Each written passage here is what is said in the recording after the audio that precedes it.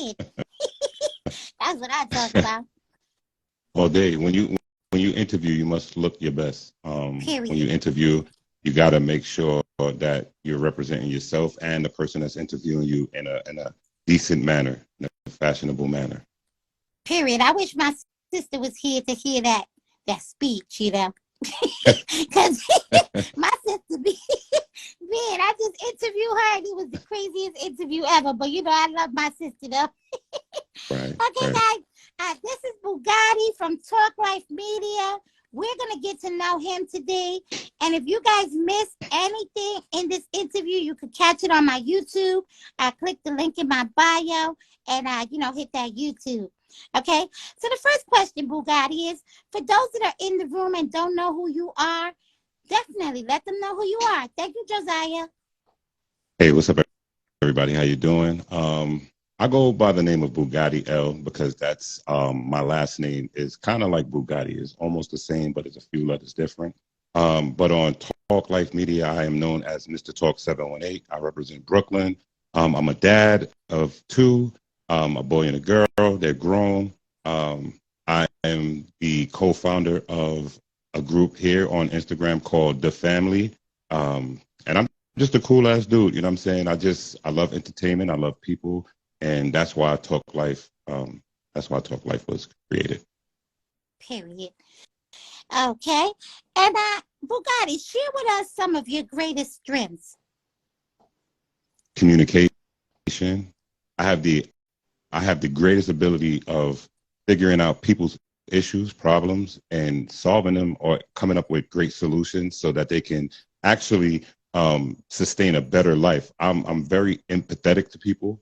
So sometimes, you know how you have to see it, I feel it. You know what I'm saying? So my biggest strength is communication and empathy. Period. Okay. Period. And Period. you guys say that a lot. All right. And can you share with us some of your weaknesses and how you overcome them? Well, I want to say my biggest weakness would probably be my biggest strength. I have, when it comes to me, I have this saying, I don't give a fuck, right? When you say I don't give a fuck, sometimes it comes off as you don't really care, but I do care. But at the same time, I don't care enough to allow things to mess up my peace, my vision, my dreams. But at the same time, it could come off when you're meeting people like this motherfucker, he don't care. But I really do care. I care about everybody. And that's probably my biggest weakness, caring about everybody, but not giving a fuck at the same time. It's just that simple. I can definitely appreciate that. And I definitely understand the concept. You know, sometimes you can't let, things get to your emotions, It's not that serious at times, I definitely Right. appreciate that. Thank Okay. you. Let's see this question. How and why did you become a social media influencer? And can you walk us through your journey? Let us know a little bit about Talk Life Media. So Talk Life Media, growing up in Brooklyn, seeing a lot of people getting murdered, killed, people being hurt, drugs in the street, prostitution, all the so-called negative things. Watching that, seeing that, knowing that I have children, wanting them to grow up in a prosperous community, but then you have the negative, I'll call it a norm, the negative norms in the Black community. So Talk Life was made and created because we need to talk about these things. A lot of the times we don't talk about the things that's really important to us because of fear. I have no fear. I have no fear. No one scares me. No one can get to me to the point where I feel like I have to shut things down. Hence, this is why the family will never die. Repeat some of those. Repeat your question Yeah. again, please. Yeah, I just wanted to know, hold on one second. Why did you become, a social media influencer with Talk Life Media? And just, you was walking us a little bit through that journey. Okay. But why Right. did you become a social media influencer? So think about when we watch Instagram or TikTok or Facebook or YouTube, what do we see? We see ass shaking, right? Now, there's nothing wrong with twerking. I don't really partake in that, but when you see that, that becomes an issue because that's what our generations after believe is okay, right? Instead of getting an education, right? They think about shaking their ass. Young brothers out here thinking that, okay, I need to be a rapper. I need to be a basketball player. Nothing wrong with that. But you know what? The number one thing is education. Why aren't we raising and bringing up our children in a manner where education is the prime thing that they need to have? So Talk Life was created to influence people that, you know what, we don't all have to be the same thing. We don't all have to look the same way. We don't all have to, follow the same dreams. Those dreams are meant for the 1% of the 100. So let's think about being scientists. Let's be doctors. Let's be politicians. I love politics. I would love to see more African American and brown Latinx people actually say, you know what, I want to be a politician, because the way our communities are, the way they're set up, is all money, money, money, and these people are just getting money. So Talk Life was created to have those conversations, and Right. that's what Talk Life is all about. Right. Now, my name is Bugatti Joshua. Thank you. Yes, Bugatti. Josiah, keep it cute in the comments. You know I love you, but keep it cute, please. Okay, so that is so interesting, and I have two main questions that I have for the end of the interview. But guess what? Because we're conscious minds, I'm going to bring those questions right on up, and then I'll leave some of the other questions for last. But man, I'm so glad you mentioned education, right? So here's my question for you. It's kind of like a two-part question. How do you feel about education in this day and age, and the commodity that it has become? Well, when I think of commodity, I think of money. Okay, so commodity, exchange, trade. That's what when I think of commodity, I think of the stock market. I think of those type of things. So, all right. So education today, in today's time, I want to say I'm not going to say it's bullshit, because it's not. But I remember when I was growing up, we went to school from 8 to 3. We didn't have all these holidays. We had to learn. We were rewarded. But at the same time, growing up, realizing that even though education is good, as parents, we have to make sure our children are learning what they're supposed to learn. So when you go to a school, is a prison a pipeline, or a pipeline is the school system is a pipeline to prison, right? Everything that we do in today's schools is based off of the same ideology. You get in a line, tallest to the shortest to the tallest. You line up. You got to behave. No noise. This, that, and the third. It's all the same. But I say education is important, but the most important part is the part that the parents put into it. So yes, education is good, but parents have to remember that they have the number one part of teaching their children what they need to know. And I mean, like, we have systems out there, like right now it's called Khan Academy. I'm not plugging anybody, but if you're a person who don't believe in the school system, you can homeschool, right? I've seen more homeschool kids get scholarships and end up in college at 9, 10, 11, 12 years old. So education is great, but education is great when your parents is involved. And the commodity, with everything in the United States, man, is all about money. So we have these school systems, charter schools. Charter schools is usually private, right? And I see, like, in New York, they love it, but I'm in the South, and I don't agree with those type of schools, because those type of schools is only in it for the money. So parents, again, just teach your kids, man. It's really, really, really up to y'all. That's it. I'm glad you said that. The reason why I asked about, the commodity part of it, because, I like watching the news a lot, and Mama got me watching, the news and stuff. Right. But I started watching something the other day where kids are now having to pay for lunch. And back when Mama went to school, she's also from Brooklyn, the Ville to be exact. And back when she never will. Yeah. I'm she sorry. has to do Shabazz public school, PS 298 on Osborne and Pickens. And Mm-hmm. back when she went to that school, the school lunches were free. Okay, books and stuff were free. You know, but Mm-hmm. now you have to pay for books. You have to pay for a meal, and it's sad that you can't now go to get an education, and you have to like take out of your pocket just to have a meal. To get through a class. So that's why I brought up the commodity part of it. I feel like in Canada right now, education is free. So education Facts. should be free in the United States for everybody. Especially now, you got all these kids, they're going to college and they're spending all this money on a degree.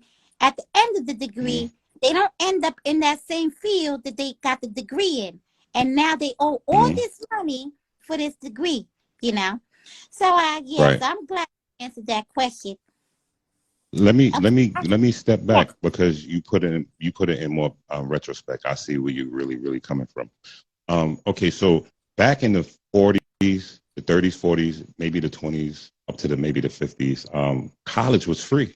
People Yeah. didn't pay to go to school, and when they started to pay for school, they were paying like $500 a semester, maybe less, $1,000 when it started to get higher. It's a tragedy that we have to pay for school. I agree. Canada is doing a lot of things that we're not doing.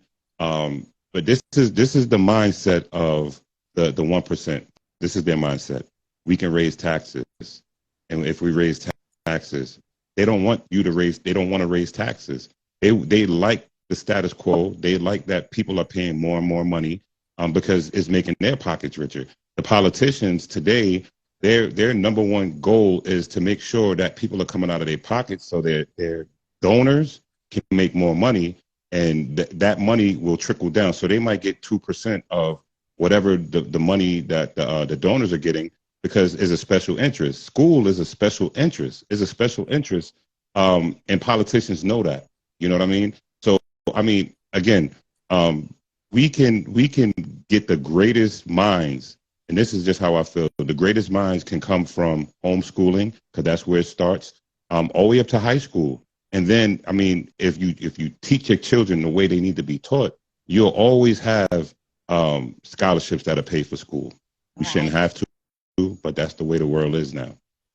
Right. And they have a lot of grant websites where, you could go on there, submit like an essay or something, and get some money and stuff. Hmm. I'm going to be taking some audience questions as well. I see your question, Josiah. I'm definitely going to ask him your question. I just wanted to, it's kind of sad, Dominique the Gamer, and I see your comment, that you're glad you didn't go to college because you wouldn't have to, you wouldn't have the money to afford it. And it's sad because that is what society is today. A lot of kids are missing out on an education because of the affordability. They can't, they're scared that they're going to end up in debt, and if they invest in this education, that they're not going to have any money afterwards, which is it's really sad, that people are thinking like that. But Dominique the Gamer, you're not the only one. There's a lot of people like that. So, hindsight, guys, this is what I want y'all to know. You don't have to pay for anything related to education, because if you go online, there are websites that give you free educations. I can name a few. I'll name again Khan Academy. That goes from pre-K all the way up to college. Then you also have Education X, EDX. You can go there. They give you free courses. You know what I mean? There's other sites. You know what I mean? And the military. I was in the Army, just because you said something about the military. I don't really. I believe in the military. We need one, but it ain't my fight. You know what I'm saying? And I would strongly suggest, if you believe in love and harmony and peace, the Army is not for you either. Yeah. That was my brother's way. Excuse me, my uncle's way out. He went to the Navy, Right. and he served for 20 years. And to be honest, when he got to show for it now, after he left, they gave him like a little $30,000 or whatever. He got a house and everything, but what he got to show for it now is PTSD. Right. Which is not something that you should leave a career to have. It messes up your life and everything. But yeah, the military. People try to push that and make that a choice instead of education, or say, oh, if you can't afford education, go to the military. But I don't believe the hype, because you're going to be fighting a war that we don't got nothing to do with, and At all. period. Okay, let me get to the hi, little sister, I see you. Okay, let me get to Josiah's question. He said, what is some advice that you would give the next generation? Follow your dreams. Don't let anybody stop you. Really, no one can stop you but yourself. So don't be influenced by people that has a negative connotation about the things you want to do. Always remember, if you have a problem in life, get that one friend, or talk to a minister. Mental health is very important. So when you're stressed out, have that one person that you can actually rely on, keeping your conversations to themselves. Because a lot of the times what breaks us is the mental health. So just follow your dreams, man. That's it. Follow your dreams. I'm using read.org and modernstates.org for my period fire. Okay, right. Read.org. Right. Big up to you, Fire for Abundant. That's a friend of mine from New York. Big up to you. Period. Okay, I'm gonna get into another hard question here, okay? Because we're all conscious minds in the room, and I know Bugatti got a great answer for this. Okay, so Bugatti, I was watching this morning. There was a task force in California, Sacramento to be exact, and they were talking about reparations for African Americans. Okay, so my question to you is, what are your thoughts on the task force that has been assigned to work on legislation for reparations for African American communities throughout the country, Black Wall Street, and how do you think social media can influence this movement? So it's like a two-part question. Okay, I'm gonna give it to you in one. It won't. If you look up reparations, right? See, this is the thing. People keep talking about it, right? But reparations is only given out to nationalities. African American, Black, Negro, none of that shit is those are not nationalities. So when we think about reparation, we have to think about coming together and becoming a nation of brown and Black people, right?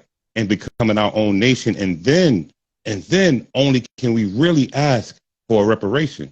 But until then, it's not gonna happen. We've been fighting for this for a lot of years. I would say to anybody who's looking into reparations, the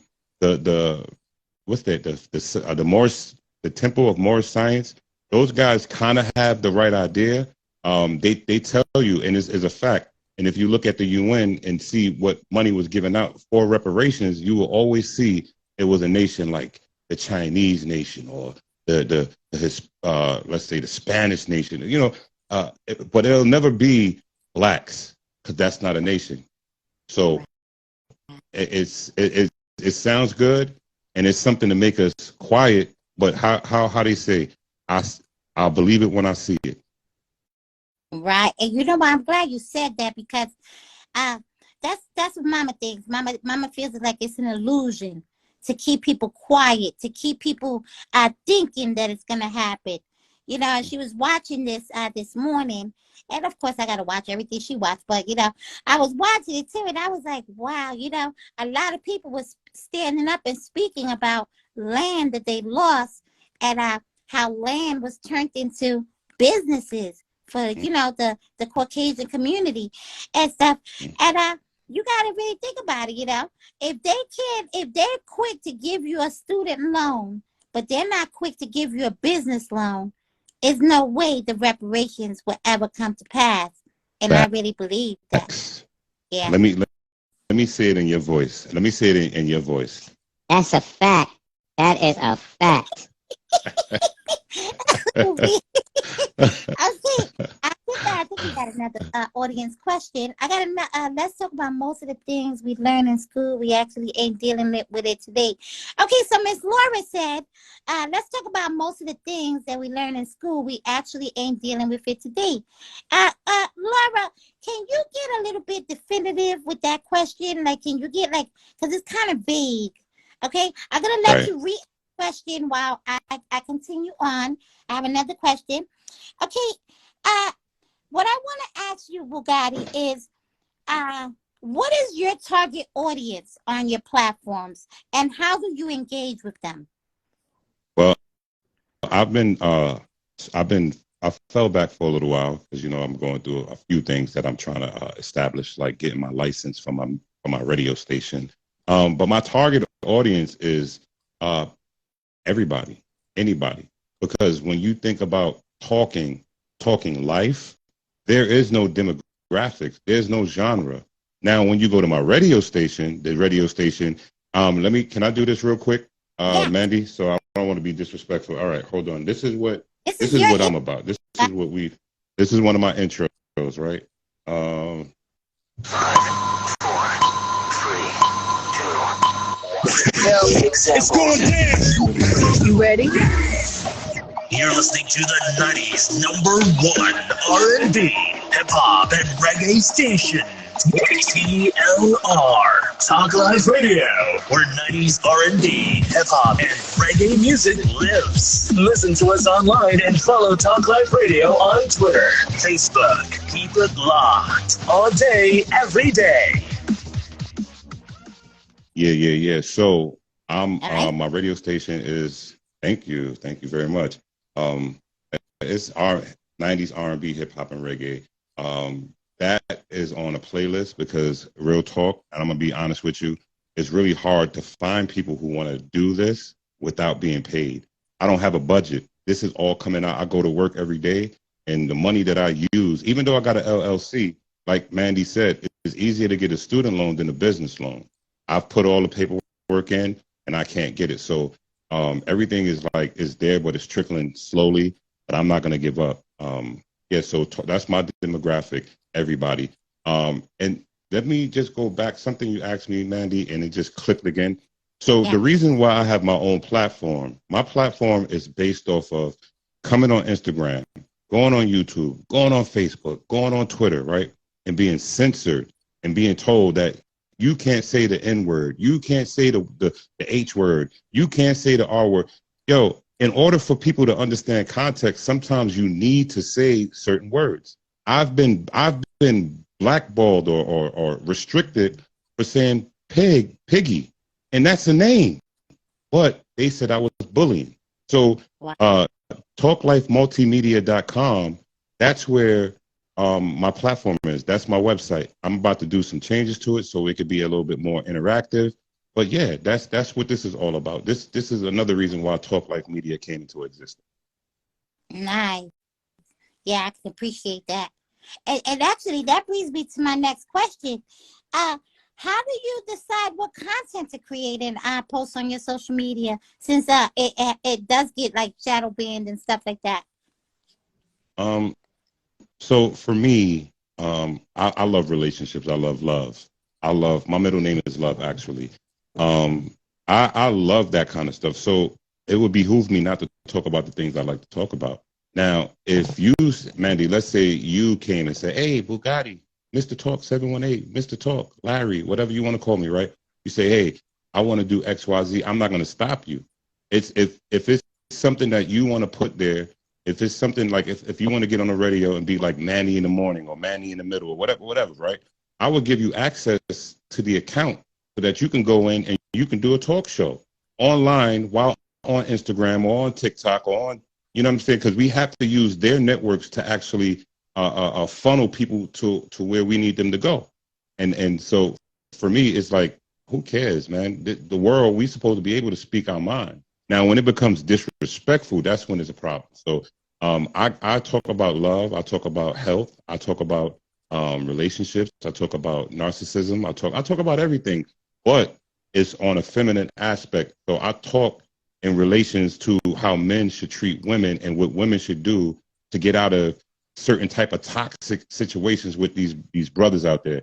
There's nobody speaking up for the women, so I speak up for the women. Right. That's good. That's really good. A lot of women in the community really need to hear that, because you don't know what's going on behind somebody's closed doors, and then Right. what they come in and listen to may really resonate with them and help them out in life, But that actually Right. brings me to my next question is how do you deal with negative comments or feedback on your social media accounts in relation to, Mandy, your you've been around me. You've been in the rooms, and I don't deal with it. See, in order to give something energy, you gotta put life into it, right? So I'll give you an example. One day we were doing a party or something like that, and there was a brother up here. I won't say his name, but he was coming at me, and we were talking. I let him, and I'm like, don't cut him off. Let him talk. Let him talk. Let him get it out. Let him feel how he feels. Let him talk. And when he got disrespectful, and I gave him multiple chances, he could say what he want. And anybody from the family that was here, they'll tell you, I let it rock. But then when he got disrespectful, I said, get him out of here. I don't deal with the negative stuff because I'm not a negative person. Right. And I feel you on that. I actually had to change my ways, I used to be a gangster muppet. Everybody know, but I had my daughter and, I had to change my ways because, I'm a mother now. And I don't want to teach her the negative things, So that's how I deal with it too. I let it go, But that's a good point. Let's see. So how do you balance your personal life, with your professional life as a social media influencer? Sometimes you got to give the social media a break. See, you can't let any one thing consume your life completely. So when I'm on Instagram, I'm on Instagram. When I'm on TikTok, I mean, you name it, I'm on every social media. You name it. BLK, I'm on Plenty of Fish. I'm on everything. They all have lives. So you can actually, it ain't about the dating thing. It's about the lives. Once you're able to get people to watch your content on multiple streaming, man. But then again, when I come home, I deal with life as it should be. I don't get caught up with the shenanigans of the internet. But then at the same time, when I feel like getting caught up, I get caught up. Right. And I feel you at that. And before I get into my next question, right? So I wanted to ask you, you have to group the family, right? And a lot of them are, personally connected to you and professionally connected to you. So how do you set boundaries when it comes to like personal dramas, professional dramas within that family to family? So when it comes to personal, there's no personal.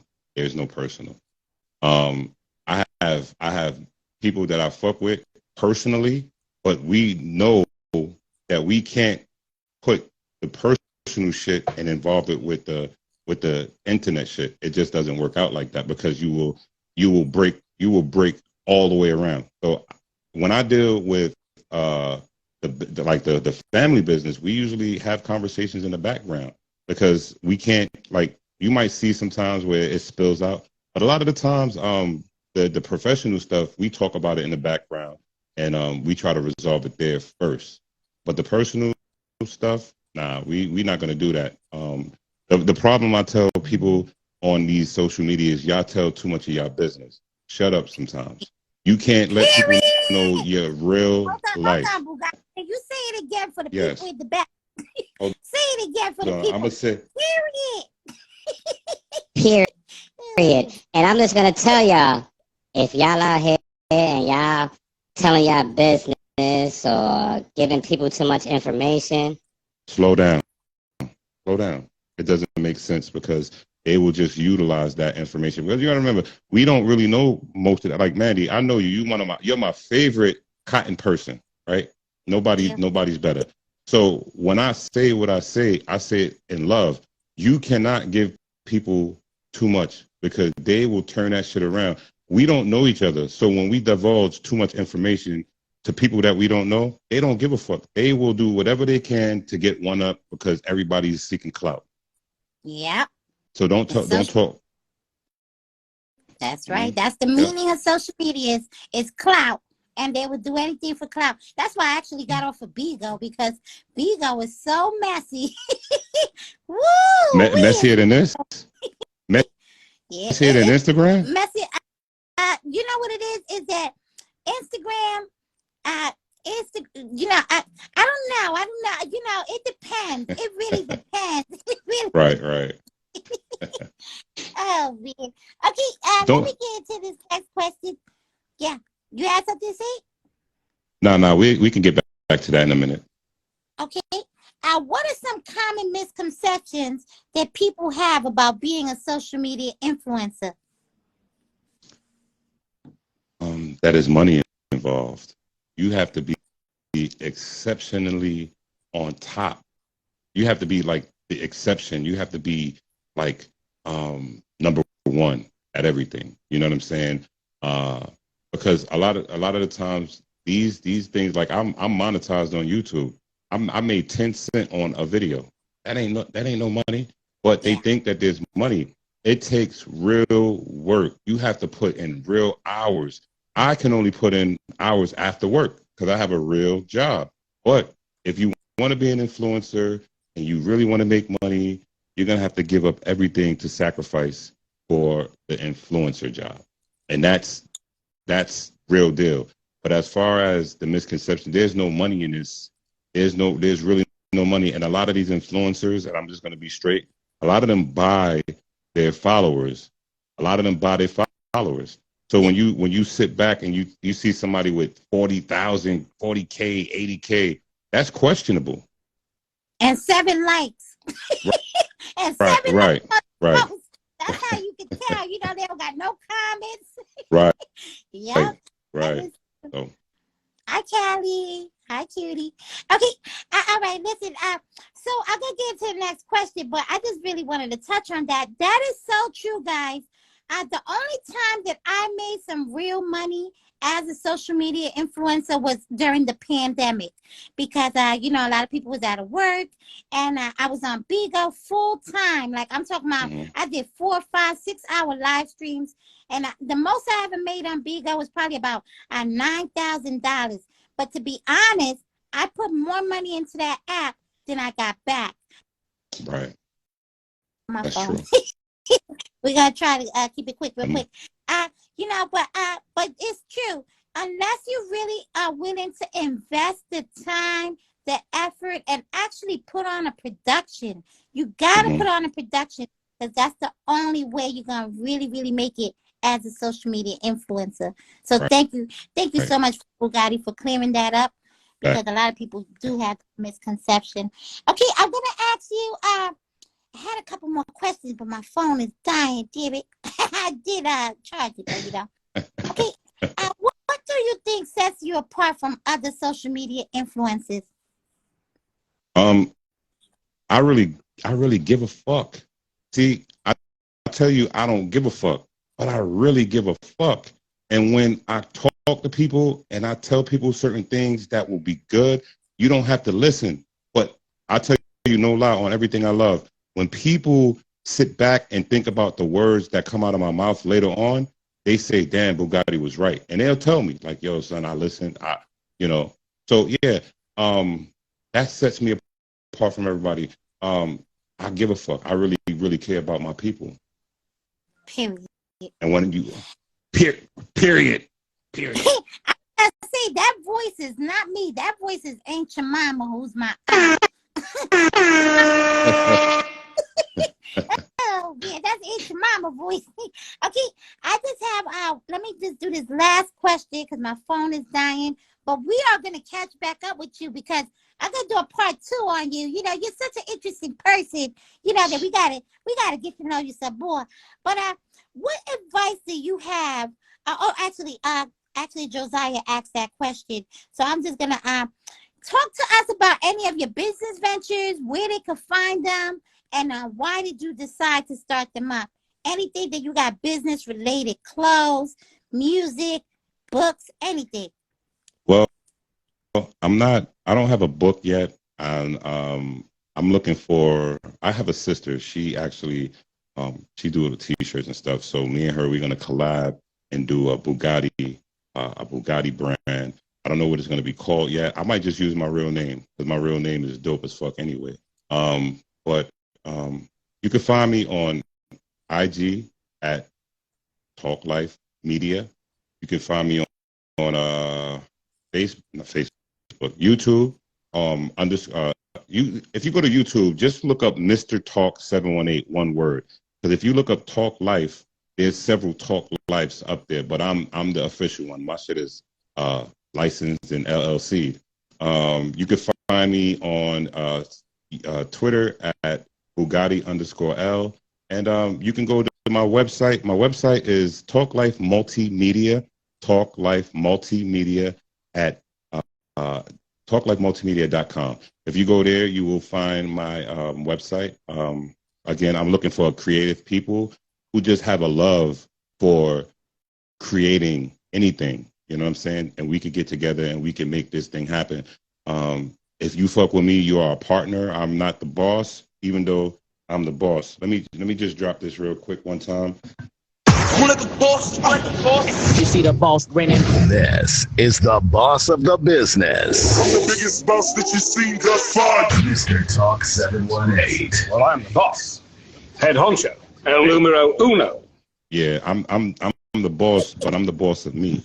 Just like everybody should be the boss of them, and when we come together, we're partners. So I'm looking for some people who want to just do some shit, and you know what I'm saying. Let's just do some shit.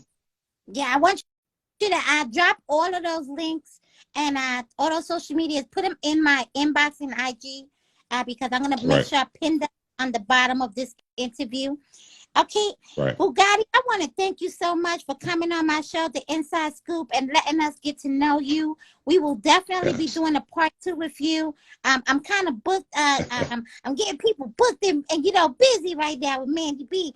But I'm definitely gonna reach out to you. Maybe in April we'll do a part 2 on you.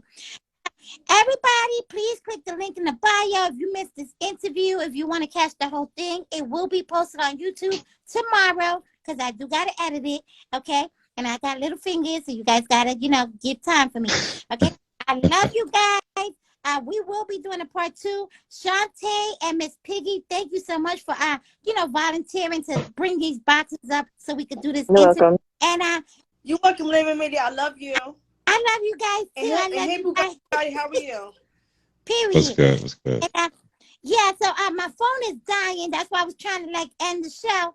But I love you guys so much. Thank you for showing up. Thank you for everybody that asked the questions in the comments. Thank you for watching. And like I said, click the link in that bio and follow my YouTube, Mandy B Show, so that you can actually see the whole interview and every other interview that I have, lined up. On St. Patrick's Day, I do have Cassidy TV. You guys do not want to miss that. She is a top broadcaster on Kick and Flickr. She's an awesome person. She loves Mandy. So we will be checking in with her on St. Patrick's Day. And next week is open. If you guys need something or want to get on the show, definitely hit me up. I love you guys, and I'll see you guys around. Bye, guys. Hold on, Mandy. Let me say this real quick, Mandy, before you hang up. Thank you for reaching out and letting me know, and I respect you. And anything you need from me, just let me know, and I got you. You're welcome, Bugatti. Thank you for coming on the show. I appreciate you. Love you guys. Bye.